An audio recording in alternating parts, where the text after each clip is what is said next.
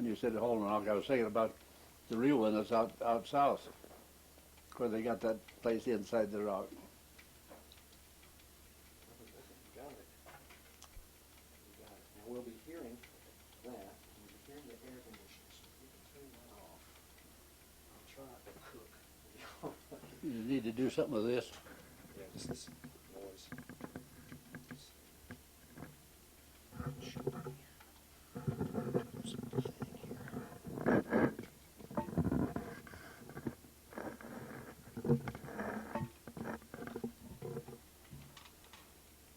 Is that a speaker?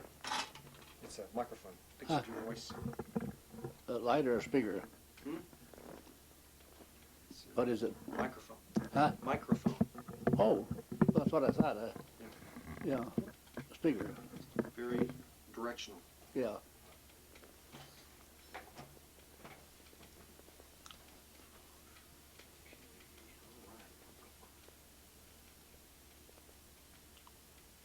Okay, George, we got you. Listen. Pardon?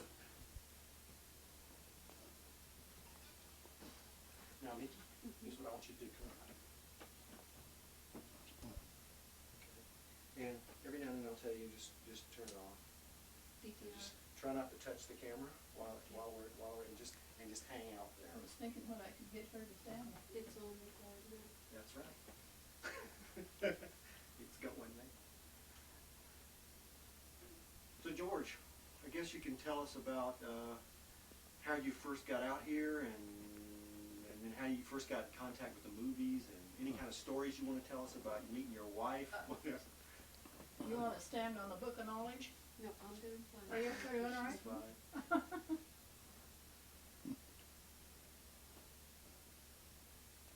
Go ahead, George. Just tell us how you got here. I first came to LaSalle in 1926 from northwestern corner of Kansas, and I worked up there on that Red Ranch for a couple of years, and then I come down and got that old ranch up the river.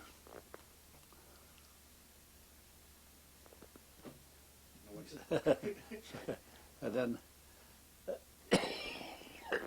I got the first deed to it. That last ranch you come by when you come out of the valley up there, before you come down the river, didn't you? Yeah, that last ranch coming down. It's on Castle Creek, where all the fields and stuff is below the road. Yeah, I made most of that ranch. Yeah. And I got the first deed to it. So why no more cattle? Why no more? Pardon? Why did you stop ranching? Oh, why did I come out here? Oh, I come out here first with the idea of homestead. About that time, there was quite a lot of homestead in some of this country, especially that Summit Point area and out around from Monticello out there. I first come out to Summit Point first, and there was this friend that I came with that had a friend out there that had come out there and homesteaded, and we come out there to his place to start with. And I was around there for about a year, no, only about 6 months, and then I went to LaSalle and went to work for Reds. How'd you get hooked up with the movies? Well, long afterwards, after I came down here and got that ranch and got married up there. Well, then that was in 1929, and then see, Ford and them didn't come here until 1940. So how did you meet John Ford? Pardon? How did you know John Ford? How did you? Oh, I like John Ford real well. Yeah, we were pretty good pals. I met him in Hollywood. I made several different trips to Hollywood, and I always met with him. And then if there was somebody I wanted to see that I didn't know, he'd call him up and he said, "George White's going to be over there, and he said, "You see him, you see him." So you didn't have to pat your foot outside. What did you do for the movies? Huh? What did you do for the Oh, movies? I picked most all the locations, what they wanted to film, and I even directed some of it.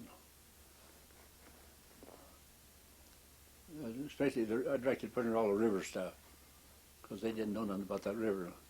They had the idea you could just go down there and ride the horse right across any place, you know. They didn't know it was 40 foot deep, with whirlpools in it.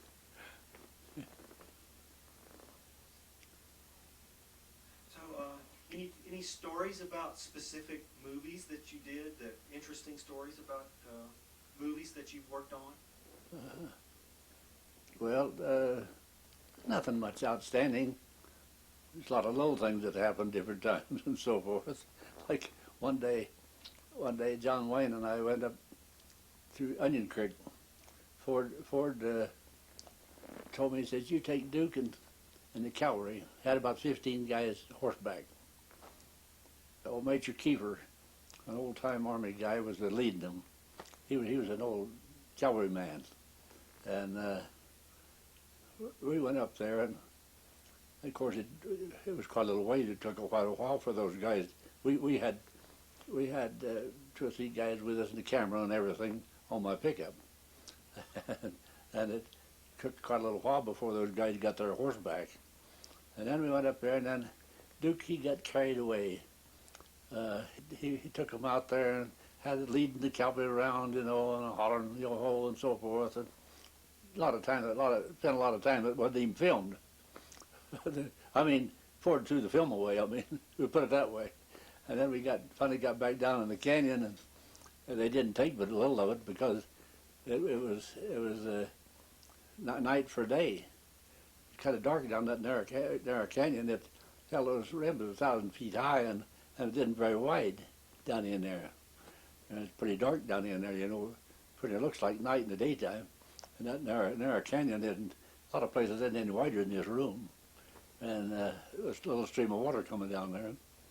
And then Duke, he got carried away, and he had to go through a lot of stuff, and that wasn't even. Archie Stout was second unit cameraman. He was filming it, and they threw it all in the wastebasket, but except just a little bit where it's coming down that canyon and kind of in the dark.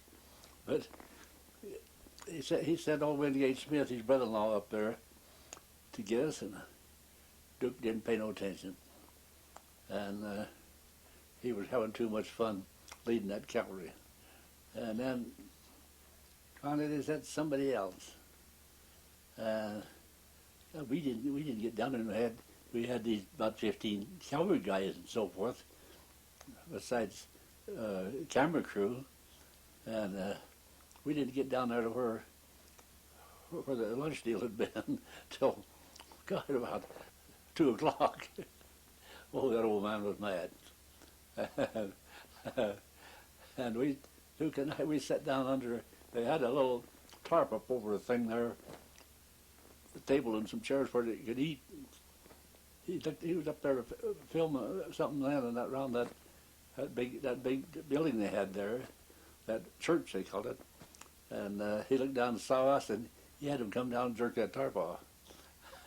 Duke says, "That old man's getting even with us."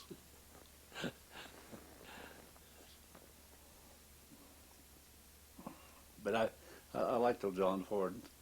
I got along with him pretty good. I knew he was rough ways, but I could be just as rough.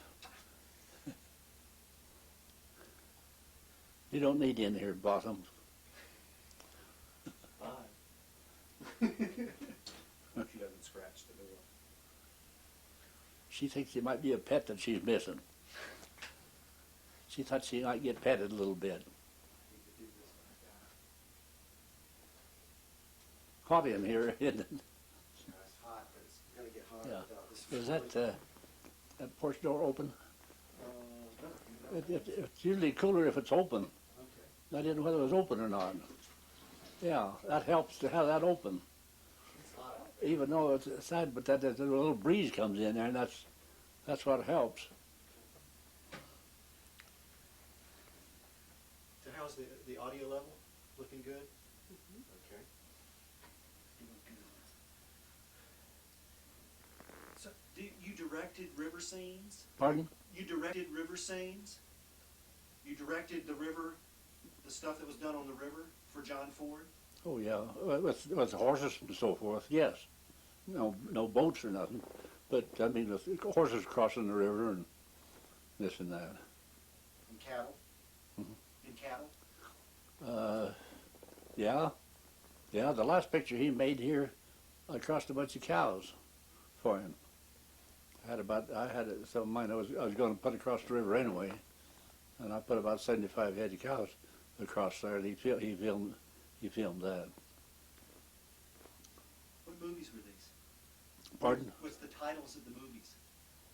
The movies? The titles? Was it cattle? Yeah, any of the movies that he made, John Ford's films that were made here? Those cows were mine. But what's the name of the movies? Oh. Well, the first movie he made here they call Rio Grande. No, that wasn't the first. Wagon Master was the first. Then he made Rio Grande a year or so later. And then the last time he come back and made Cheyenne Autumn, quite a few years later, quite a lot later. But then there was a lot of other movies in here between that time. Universal made more pictures than he did here. And then there was some others that did too, but Universal made a lot of pictures here. Did you work on Wagon Master? Huh? Did you work on Wagon Master? No, I helped pick I was busy, and but I picked the locations for him. I went with him and picked the locations, and I was around there quite a bit, different times, but just to help. I didn't work on it in the picture. What do you think of the way Moab is going? Pardon? What do you think of the way Moab is going now? I don't know. I don't like it really, but then it's got to happen. You know, there was just a little country town when I first come here. There just a few people, and then now with all these parks since then, you know, all these parks started up since then. A lot later after that, you know, after I come here, before the parks was ever put in, and then that brings a lot of people in here. There was 500 people went through this orchard out here one day. This year. So you know they're getting quite a bit of business. What about what these parks did to ranching? To ranches? To ranching, to cattle farming. Nothing much. This out there in the arches, up through that valley through there, they used to run quite a lot of sheep in the wintertime, and then there was a few cows, but none of them outfits exist anymore. I mean, they don't bring the sheep in here anymore like they used to. One time, Colorado sheep, there was some of those Bascos and something that didn't own nothing but a herd of sheep in a tent and a pack string, and they just moved around. They didn't own nothing else. They on the forest and stuff in Colorado in the summertime, and down here on this country in the winter. Before they started a BLM, they got awful thick, and they were just about to eat the country up. And when they got the BLM, they had to own a ranch, and they had to put up so much hay every year and all of this different stuff, you know, like in place to even to winter them or something if necessary. And that stopped that deal because those Bascos didn't own nothing but a pack string and a bunch of sheep. A lot of sheep, and they were real sheep men too, really sheep men. In the wintertime, you know, where the feed was a little short or something, you know, they packed out grain to those sheep just corn by the carloads. You know, they fed him. They took care of him, and then, of course, they sheared a lot of wool that way. Took better care than a lot of the local guys, sheep men did, really, the way they done it. Because they shipped that corn in the railroad out there by the carloads and packed it out to those sheep camps. Is this the Lathrops? Pardon? Was it George Lathrop? The fellow that had all the sheep on the White Rim, I think. The Lathrop people? The Lathrops? Mostly Bascos. Bast- But there was some others. There was some others, like Charlie Red up here, that a friend of mine that had that LaSalle ranch that I worked for several years. One time he sheared 40,000 himself. Now he owns a shearing plant. So, you know, that there was some sheep in the country.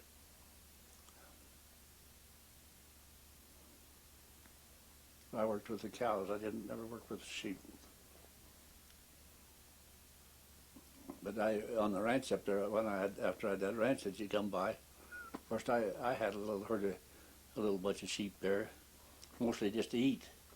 You know, they'd get up to about 50 head till I could eat them down a ways. but I sheared them and sold the wool.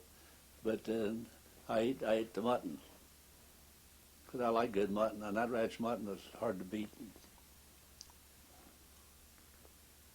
And then I sold sometimes when the movies was here, I sold them quite a bit.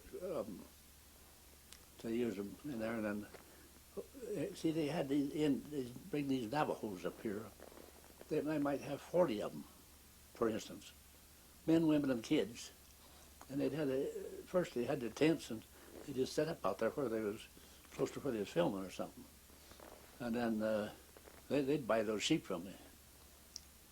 Because they're just sheep eaters. They never had nothing else. But they don't know nothing else but sheep. And but only they didn't know fat ones. Mine was always fat. And the horses was.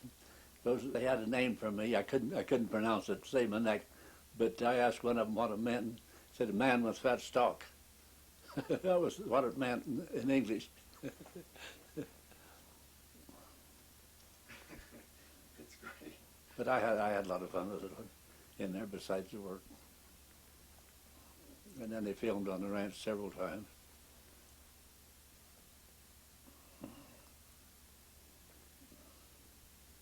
Yeah, that first time that John Ford come here,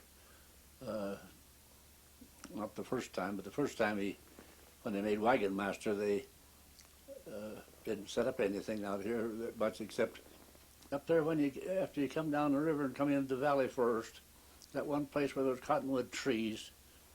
Yesterday there was a hell of a lot of cars parked in there. I don't know about today, but then they used to have a big corral there that where we could corral overnight when he was going out with the cattle or something. But anyway, it was called a hiddle bottom, and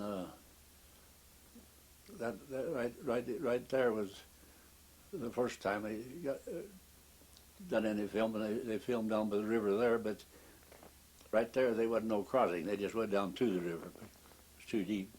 He was just going to have to go in there and go across, and I said, "You're going to drown the whole goddamn works if you try it, because that's 40 foot deep out there." So they find out some of them horses won't swim too. I found that out. But I run cows across the river all the time up there. In the winter, run them on the mountain in the summer, and then winter them across the river there. From the ranch on up to Dewey on the other side.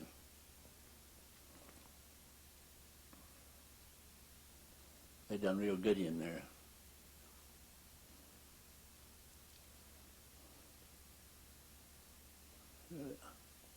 The country's changed a lot since. It's changed an awful lot since then.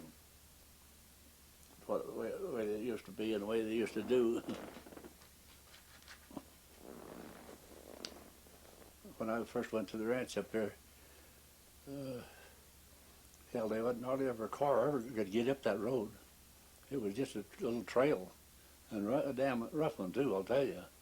And hardly room for a car most places, around those dugways and that way, and it's rough.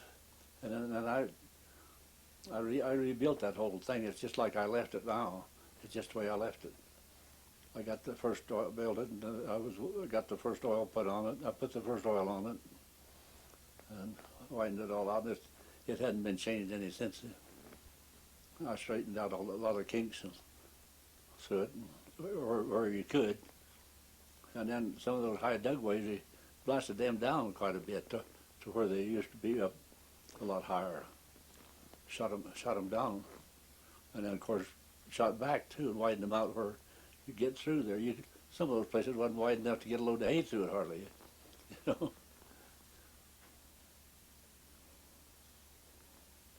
So you actually helped build the river road. Pardon? You actually responsible for the building of most of the river road, right? Right. Yeah. Yeah. It was just a little old wagon trail. There wouldn't be a car over it twice a year. You know, they couldn't get over it first. Coming in the other way to where you turn up to Castle Valley, where that Castle Valley road comes in above the ranch a couple of miles, was a little better, but not much. But that road went down by the river, and I put that through that, cut that off, and put it down straight through the valley, and things cut off several miles before it wound around and over the rocks and around the rocks and so forth, and just narrow grade. But I changed every place of that where you could.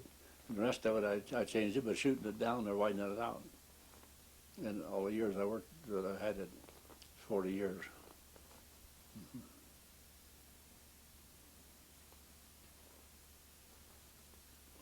Every time I could get some money out of them to do any work.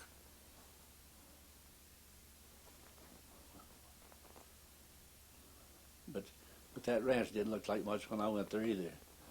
There was a little old log cabin set down below there with a dirt roof on it, and about half of the ground that there is there now. And I put the first buildings on it that was any good, and trails and so forth.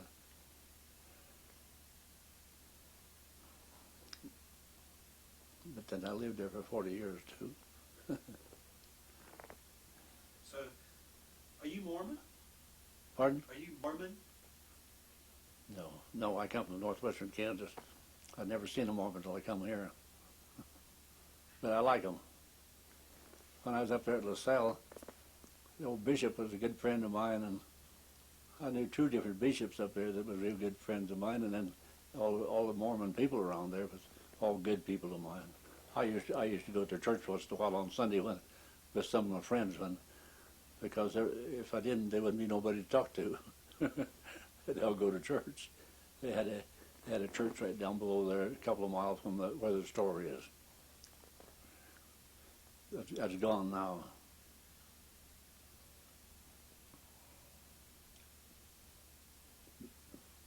Yeah, the country's changed an awful lot since then, I'll tell you.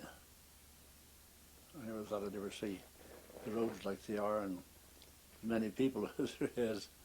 Moab had about 500 people at the most. That was taken in this valley too.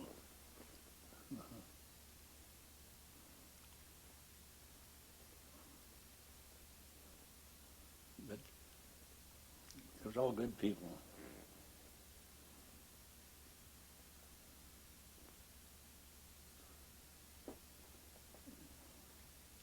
Are there any of those people that you can remember for me that are gone, that you could tell a story about, or? Oh yeah, I knew a few guys, that some of them old timers or something, that had killed several guys or something like this. You know, quite interesting things. And then I was told by a lot of my old friends about other things that happened that they seen, like when they killed old man Lockhart and his son up on that rim. It's above and right behind the hill bottom. There's a basin up in there. I rode it quite a lot different times. Had to come up Albadooey to come out there. And Lockhart Basin, this old man Lockhart and his son was out there, and a couple of guys come out on the rim above there and shot him. the reason what happened was that they'd turned them in for stealing a bunch of cattle. They'd turned them in. They was the one that told the owners. John Pace was the guy in the old Pace Ranch in Castle Valley that owned the cattle, and old Sid, his brother, older, and this Lockhart knew about it. And he told them about it and told them where they was. They went and got him. John Pace told me that him and Sid, his older brother, went up there. They took a pack. Of course, everywhere they went, they took a pack mule and grub and bed and stuff, or one or two pack mules, whatever they needed. But anyway, they went up there after the guy told them where those cattle was, locked up. Cows was locked up in one canyon, and the calves they'd taken off of them was locked up in a netting. They was just going to wean them. I suppose maybe let the cows go and keep the calves. That was probably the idea. But anyway, this old man Lockhart saw him, and then he told John Pace about it, and they went out there and got him. Well, then right after that, these guys that done it shot old man Lockhart and his son up there in that Lockhart Basin.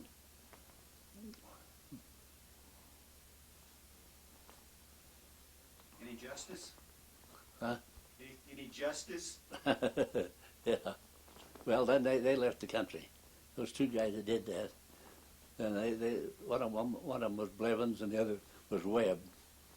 This Webb, this Gib Webb, they used to have a homestead up here on the mountain on this side. And then Charlie Blevins had a place on the Dolores River up there, pretty close to where this happened, up above Dewey. And when this old man Lockhart, he saw this thing go on, and he told John Pace about it. He met him down there at Dewey one day when the mail come through, and sent a note on the mail wagon that was going to. They went to Castleton to the old post office. So they took the mail from Cisco to Castleton about twice a week or something. It took them a day each way, or maybe 2 days, maybe each way or something. But anyway, they didn't make that trip every day like they did later. But anyway, Lockhart sent a note to John Pace over there in Castle Valley to what had happened, where these was, and that's when they went and got him, and then that's when those guys killed him and his son.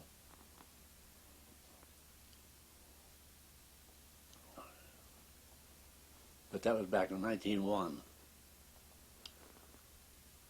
Now these people that lived up there was Johnny Pace, of course, was one of them that was involved some, and then the fellow that lived on the ranch where I had, that was homesteading there, was the other one, Carlos Wilcox.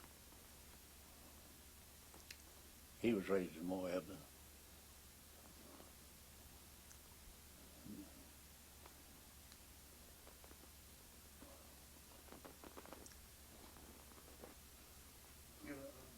Turn the camera off for a minute and let's cool the room down. Okay. And you can wear this if you want to. Only problem is you don't want to pull on it. It's going to make noise in the camera. It'll make the camera shudder a little bit. Well, hey, sweetheart.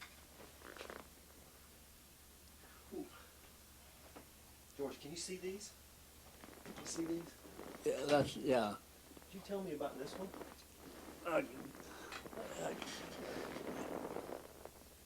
Oh, that's up the ranch. I was coming out with a load of hay. I was going to the mountain to get a load of logs to build bridges out of on the road. Guy with me, and we was going up there. We had to take a little hay for the horses while we was dragging out those logs on the mountain, and then haul them logs down there, and then built those first bridges on the river. You'd have to go down across the bottom of all those creeks to put those bridges in.